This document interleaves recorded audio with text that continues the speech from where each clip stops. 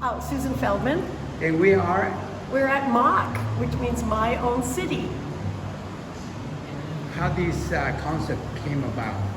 Well, I've been working with found wood for a long time and building structures, and one day I built a smaller structure. I'm used to building large pieces, and I actually built this structure first, which is called the Hill House. And I had so much fun making it that I decided I wanted to make more buildings. And so then I made a few more, and then I thought, well, why don't I just make my own city? Why do I have to just make little buildings? And so that's how it kind of got started. And once I thought of the idea, I couldn't stop. I just started thinking of buildings I would want in my city if I were to make my own city.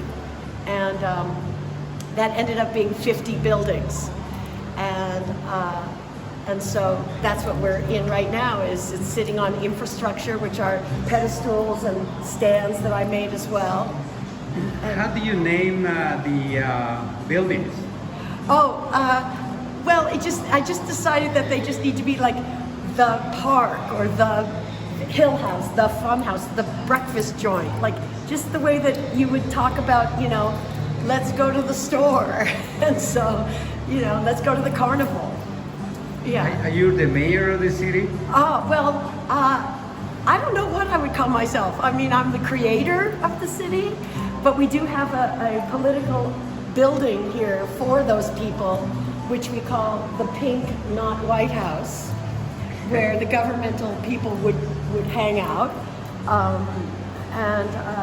We have a community center over here where the people of MOC hang out. And we can look in here and see where are all the people of MOC. And once you look, you see that it's you and me and everybody else. Well, I started this in 2019.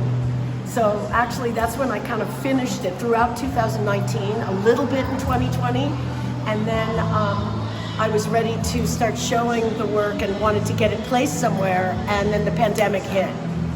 So in the interim, while everything was closed down, I hired Tony Pinto, who's a book designer and a fantastic photographer, and he shot all the pieces and created and designed a catalog for me.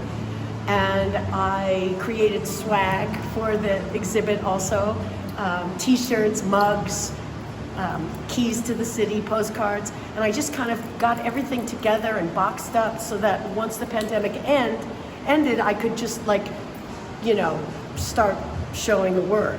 Who wrote the essay for your? Shayna Nice-Dambro wrote an essay, and then I had Tanya Ward-Goodman in the current catalog wrote captions for each piece. So the current catalog has, you can buy it and it'll have little explanations by each piece that gives you a little background on what it's about. These bricks right here that this is sitting on were taken, I got them from a neighbor's house. They were destroying the fence, and I thought, well, these are really cool blocks. I want them.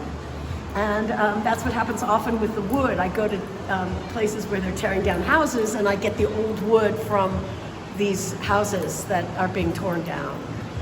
But just going over here, let's say, to the carnival, I was on a trip to Louisiana, and we were driving by this old carnival site, and I happened to get out of the car and look around, and I found these like plastic discs at the broken down carnival site, and I grabbed those because I thought, well, I want to make a carnival for my city and I can use these.